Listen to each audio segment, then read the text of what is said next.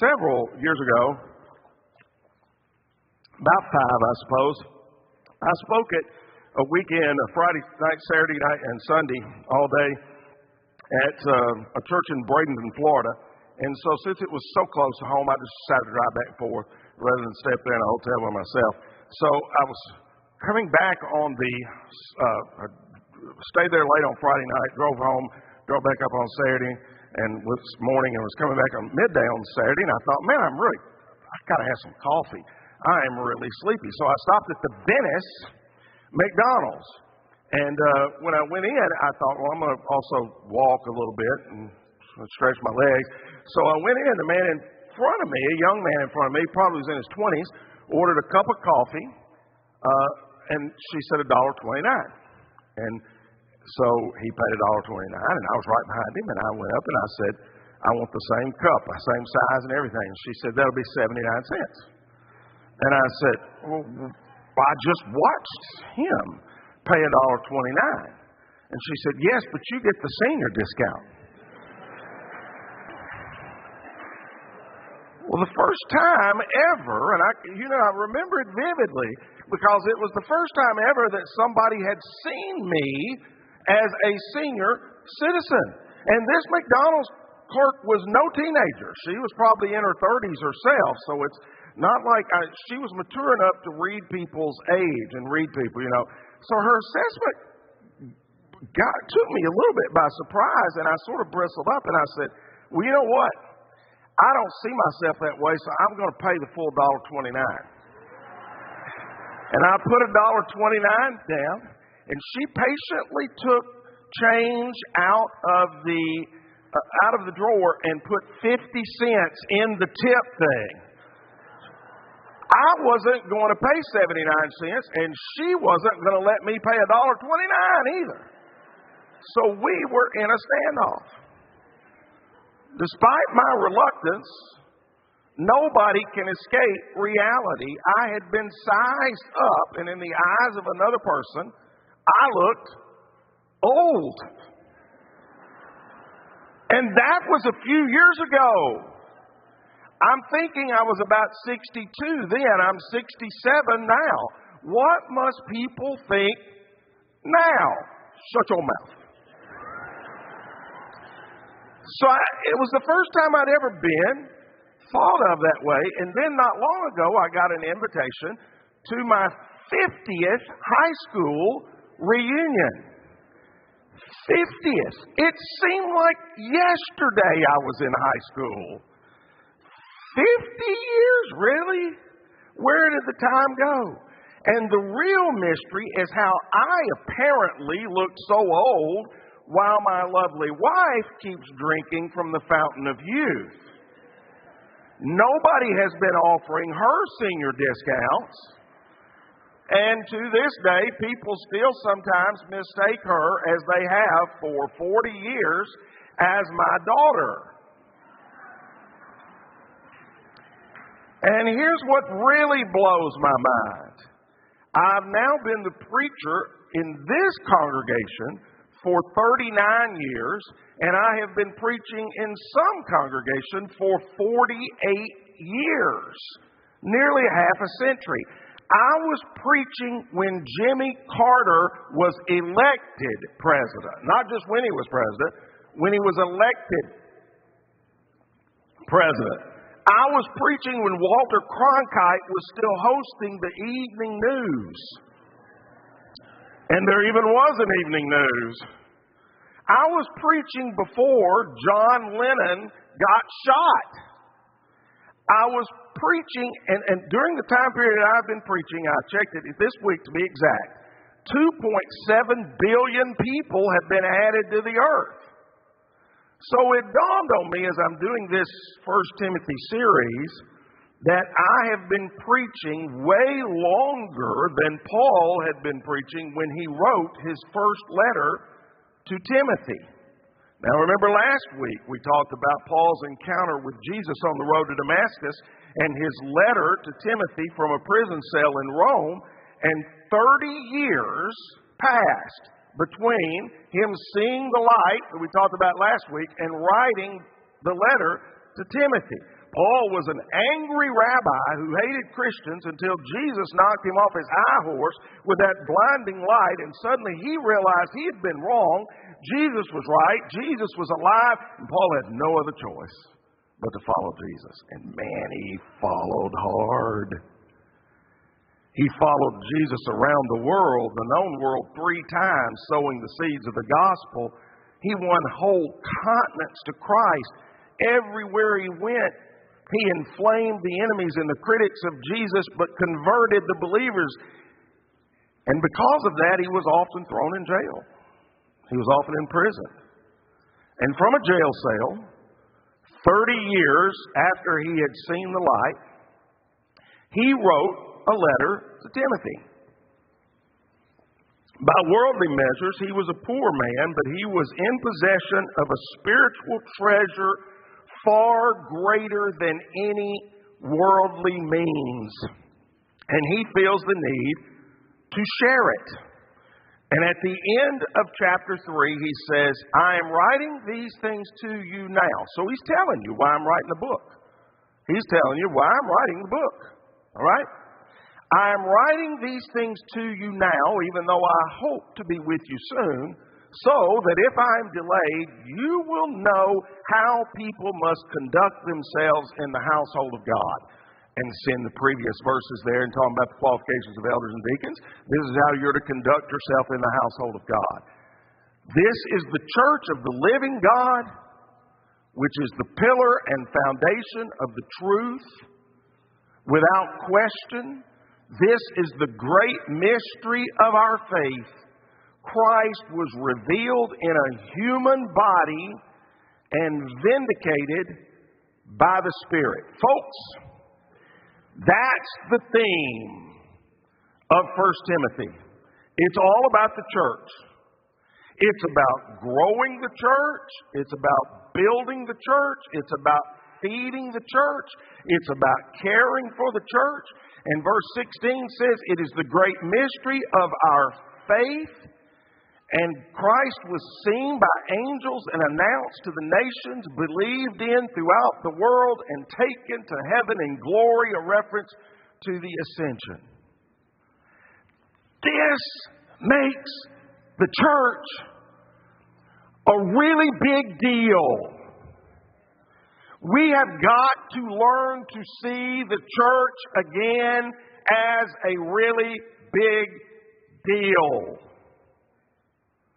And since Timothy is a leader in the church, it's vital he know how to conduct himself in God's household. The church, any church, even this church, is a little bit like an automobile. When it drives by, you see the outside, but all you see is the outside until you pop the hood. And under the hood, there's a lot going on. I mean, just like with a car, you get into its mechanics and you realize a car is a lot of different systems. Each are operating separately, yet working together to keep the car running at optimum performance. There's the brake system and the cooling system and the ignition system and the electrical system and the steering system and the drivetrain system, and on we go. And if any of those systems don't work together and break down, then the car will grind to a halt. And the same is true of the church. You think a church is a church until you pop the hood. Scrutinize its mechanics and you'll find that a church is made up of all kinds of vital functions and principles and interactions. Different systems operate in a church. There's a system of accountability and authority. That's what the first part of chapter 3 is about. There is a system to teach sound doctrine and expose false doctrine. That's what chapter 4 are about. There is a system for order and membership and relationships. That's what the church mechanics of 1 Timothy is all about. There's a system for handing out benevolence. 1 Timothy chapter 5 is about that. There's a system for showing grace and mercy and kindness. That's what chapter 6 is about. So we're popping the hood on the church. looking at various church mechanics that are so important. But the main thing is that we remember these valid principles in these three verses about just how important the church is. What a really big deal the church is. And I say that to say this. I think we have finally reached the point where we can sound the alarm without appearing alarmist. There is indeed a crisis in today's American church. Too many believers have quit on the local church. We thought it was COVID. COVID did make a huge dent, but it's not just COVID. Misinformation or negative experiences or techno substitutes or a myriad of other distractions or just plain old neglect has warped our perspectives. There are so many forces today fighting against loyalty and commitment to God's family, the church. They're everywhere. Misinformation, because our society over the last 20 or 30 years has consistently begun an anti-God, anti-Bible bent. And it is everywhere in politics and in the media. And it's hard to escape. And some of it is subtle. Some of it is right in your face. But it's everywhere. And technological differences and advantages. When I was growing up, we had 3 TV stations. 3. And no remote control. If you actually wanted to watch something else on the TV, you had to get off the sofa and go over there and change the channel. Sure as you did, there was a commercial on, you had to go back again. I mean, there's so much technology now. So if each one of these kids over here holds in their hands today more power than what launched the atomic bomb in 1944. And not only that, then as I mentioned, COVID shut all the churches down for a while. We were grateful in Florida. We were able to come back pretty quickly. In some places, 2-3 years they were shut down. And people say they are watching online, but did you know we can track those online? We can track those pretty well. We kind of know where they're coming from. And I can tell you this, after 2.5 or 3 years of looking at it, it is not our people watching online for the most part. There may be a handful or two, but it's not. There are a lot of people watching online. A couple of weeks ago, 700 or so, but they're not our people. They're not our members.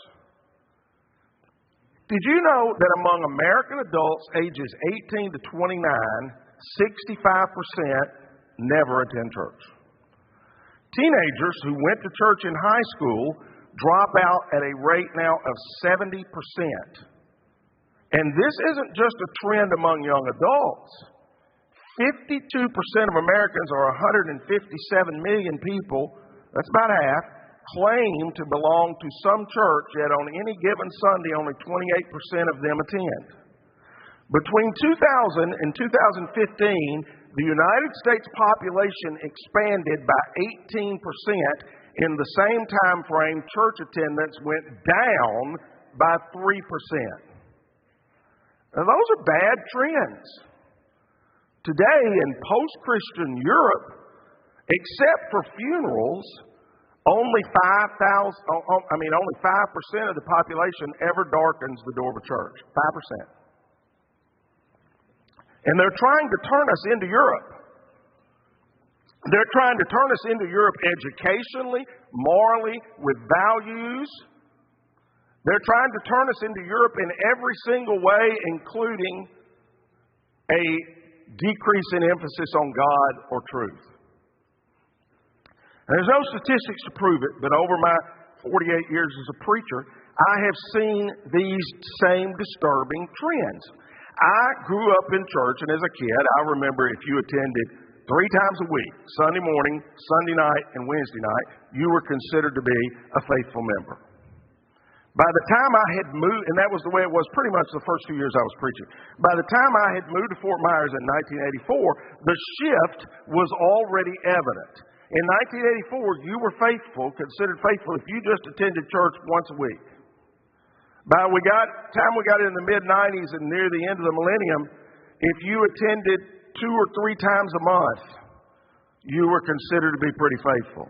By 2005 or so, you came once a month, you stayed on the roll, and you were considered to be fairly faithful.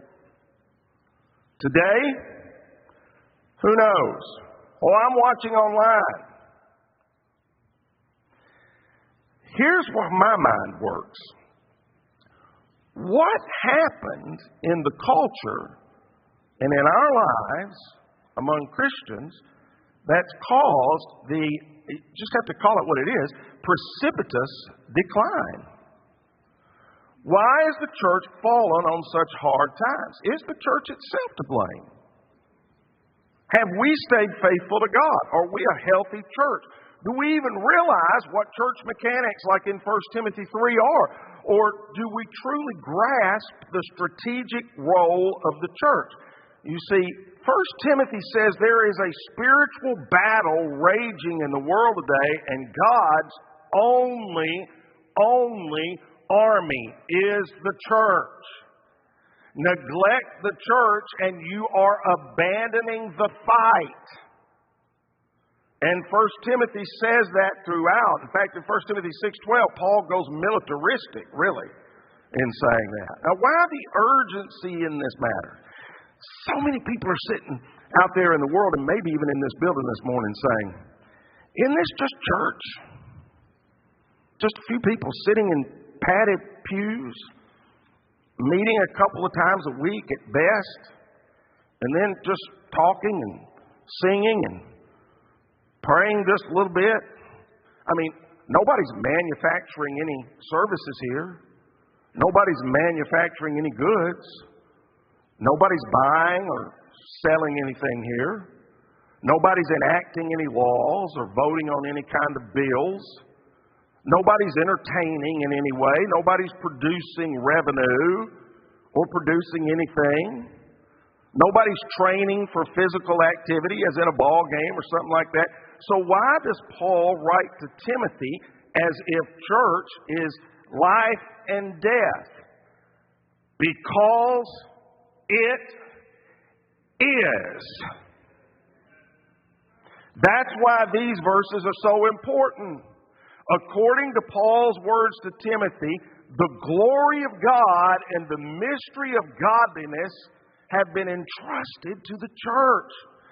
Our passage teaches us that the church is unlike any institution or organization on the earth or even in heaven.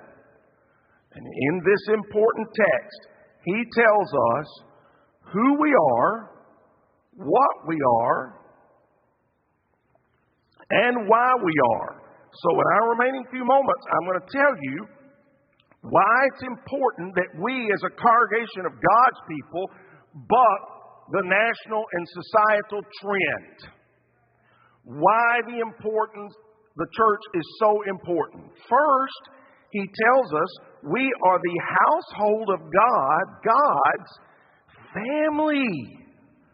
Now here you need to understand, at the time of Paul and Timothy, churches didn't meet in temples or chapels or cathedrals or church buildings. They met in households. So he uses the word, we are the household of God. Christian places of worship didn't exist in first century pagan Rome.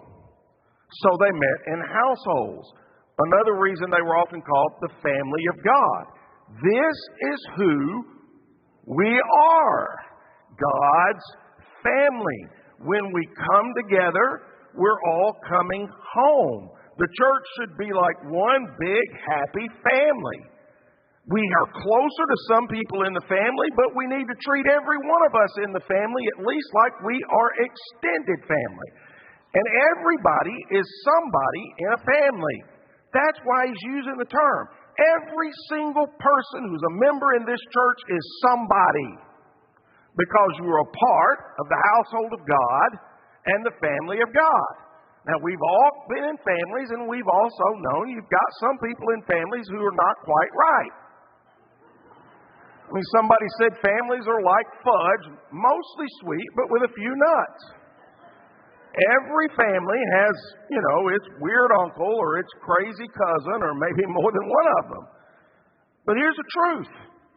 You don't have to be perfect to be in a family. You can have your strangeness and still be loved. One of my uncles was strange. Very strange. Never would have wanted him to be my best friend, but I liked him. And that's true in the church too. You can cop an attitude sometimes and people will still love you through it. That's what happens in your family, and that's what happens in the household of God. By the way, beware of churches where they try to make everybody and everything look perfect, because it isn't. Plastic makes perfect, but plastic isn't real or authentic or genuine. The church is God's family. And the family of God is no more like the Huxtables or the Waltons on TV. It's not. It's got real people living in it whose lives get very, very messy. We grow, we fail. We're up, we're down. Yet in good times or in bad times, we are still family, and we stick together because we are God's household, the family of God. And understand, a church is a family, not a business. There's a business side to the church. Money has to be reported and managed properly. But when a church functions like a business, it is headed down the wrong track. It is not a business. For example, in a business, the customer is always right. It's about pleasing the customer. Go to Burger King and you can have it your way. When my wife was managing a bank, she used to come home and tell me stories about some of the customers, and I say, why don't you just close their account and kick them out? She said, because the customer is always right. I said, well, that's a crazy philosophy, until I realized that's our philosophy. To a sense, we're not going to kick you out because you're a little different and you're a little weird. Walk into a business and people are there to wait on you. You're encouraged to shop for what suits your needs or be entertained. You're there to be served, not to serve. Go across the street here this afternoon and shop at Kohl's, and nobody's going to ask you to pick up a broom or vacuum and help tidy up. You don't even have to put away the clothes you try on. You just leave them laying there right in that room. Greeters at Walmart, walk into Walmart this afternoon, and greeters at Walmart will never ask you for a donation to Walmart. They won't.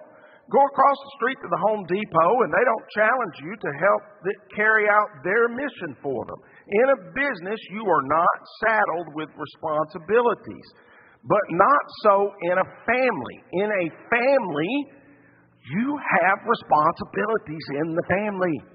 You have responsibilities to the family. As a family member, you are not just a consumer. You are to be a contributor. In a family, everybody understands that with privilege comes responsibility. You've got chores to do in a family. If you don't, you better start them on them. Better start those kids on them. You've got chores to do in a family. And notice, chore rhymes with bore. It's not always exciting. Chores are not designed to be fun and exciting and a fulfillment of all your human potential. No, it's not. You mow the grass because the grass gets high and it needs to be done. You pay your rent because the rent comes due, and if you don't pay it, the bank will kick you out. You show up for dinner if you want to eat. You have responsibilities. In a church, the customer is a sinner, and you don't need it your way, and you can't have it your way. You need it God's way. And God needs to have it His way. In the church, the person we aim to please is God, who's the head of the household and the family, not the customer. That's what it's like to be part of a family. When you're lonely, hurting, wounded, and need some love, you don't go over here at the Kohl's or the Walmart or the Home Depot or the BJ's Club. You run home. You run home. You seek out your family. And the church is God's family. You shed the consumer mentality. For better, for worse, in sickness and in health, you stay committed to the family. And in the end, being a part of a family is way, way better than being a member at BJ's Club.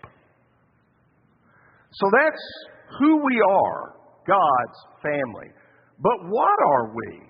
This great text says we are the church of the living God. I can't emphasize that enough. He did not say we are the church of God. He said we are the church of the living God.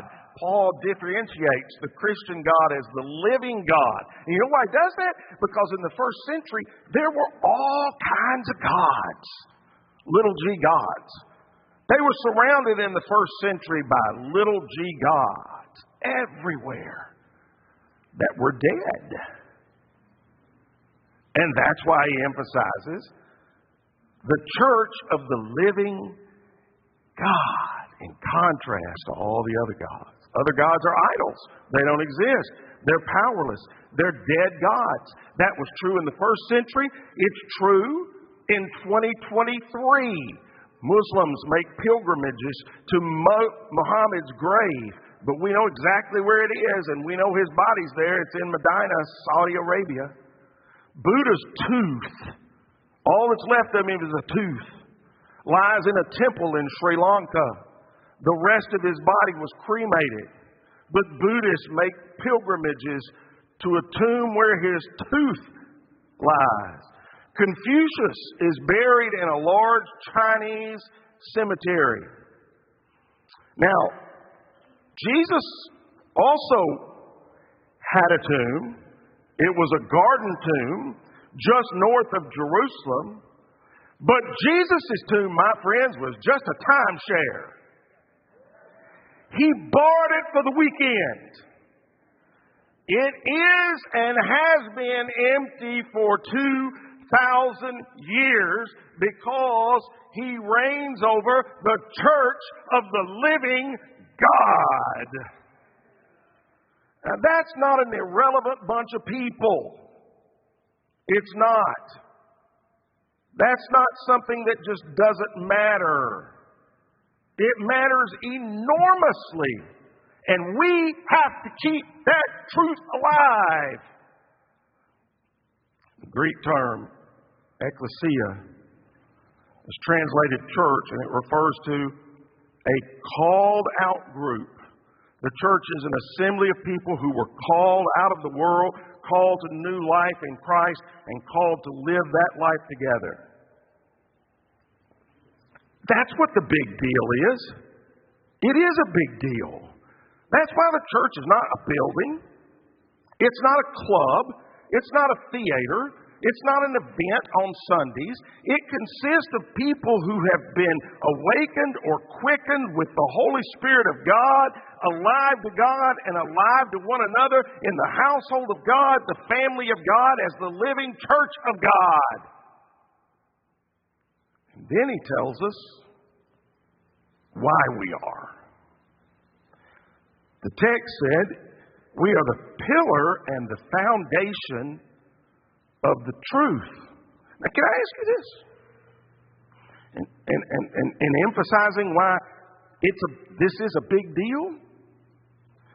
Where else can people go today to get the real truth? You see, it's different from when I was growing up. There were multiple places that I could go, and the general truth would be available. Not today. Where else can you go to get the truth? Certainly not the media. Certainly not the public schools. Definitely not the universities, public universities. Certainly not in the technological explosion. Certainly not in the government.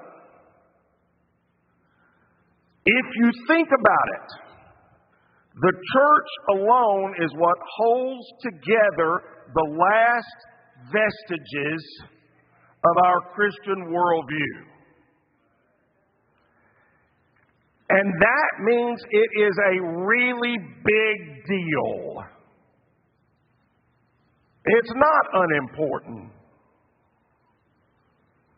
And so in this text, Paul gives us imagery. God's truth is a house. We're to live in truth, abide in truth, and we'll find opportunities for family, fellowship, relationship, happiness, and peace. But it is the church that supports this house of truth. The church is the footer on which God's truth sits. It's the post holding up the roof of God's truth. It's the environment where God's truth is best understood. It is the pillar and foundation of truth. It's hard to accurately interpret God's truth outside of it. Biblical doctrines are best studied and understood in the context of personal and practical relationships. Scripture was never intended to be dissected by theologians sitting alone in an ivory tower. Scripture was intended to be interpreted by born-again, Spirit-filled believers living together in meaningful relationships, slowly slogging it out in a hostile world. That's the way it was in the first century church. In the true church today, that's the way it still is. It's an old story, and I'm going to end with it because I like it. And it fits. And I've told it at least a half a dozen times, but hey, you hadn't been here all these years. Many of you hadn't been. It's about a lonely elderly lady. It comes from a book, by the way, a children's book, about a lonely elderly lady who brought a parrot to keep her company because her husband had died, and she figured if she had a pet parrot around, she'd always have somebody to talk to. But after bringing the bird home from the store, she couldn't get to speak. I mean, not say one single word. Not one word. She went back to the pet store and complained to the owner, and he said, well, does the parrot have a mirror in his cage? Because parrots just love mirrors. So she bought a mirror and put it in the cage, and the parrot looked at that mirror and never said a word. She went back a few days later and complained to the store owner, and he said, well, does your parrot have a ladder? Parrots love ladders, and as they climb on the ladder, a happy parrot is a talkative parrot. So she bought a ladder and brought it home, still not a peep from the parrot. On her third visit back to the store owner said, well, try a swing. Parrots love swings. Get him swinging and he'll just talk up a storm. She bought a swing, put it in the parrot's cage. 2 days later, she returned to the pet store. The owner asked her about her parrot, and she said, I'm sorry to say that he died. The owner said, well, I'm sorry to hear that. Did your parrot ever say a single word? And she said, yes, just before he died. He said in a very soft, faint, weak whisper, don't they sell any food at that pet store?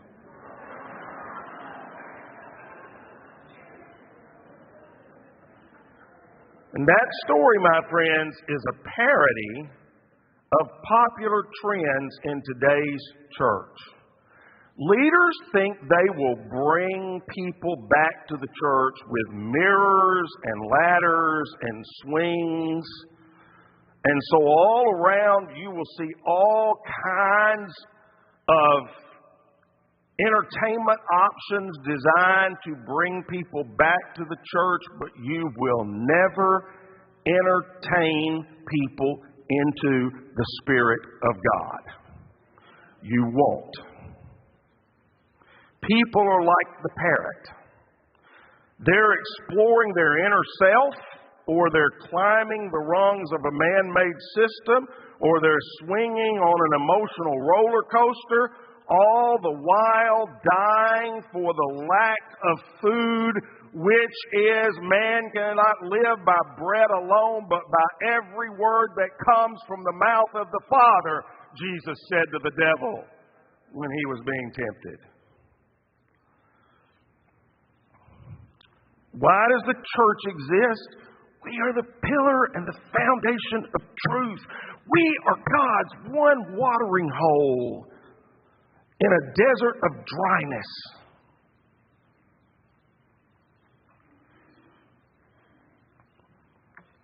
In a corporate society, the church offers us an opportunity at family in a household of God and real relationship, and teaches us the value of commitment and the importance of accountability.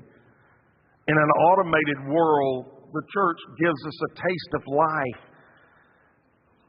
We don't need automation and technology all the time. We need personal contact some of the time. That's the real life that every human craves. And the church then pierces the information overload with the essential call of God's truth. I'm telling you, the church is the most important entity on the face of God's earth, because it is the household and family of God. It is the pillar and foundation of truth. We, especially in this day and age, simply must stand for that. And so, whatever it is you need to do to make sure you and your family are emphasizing that it's a big deal, the church is, that's what you need to be doing.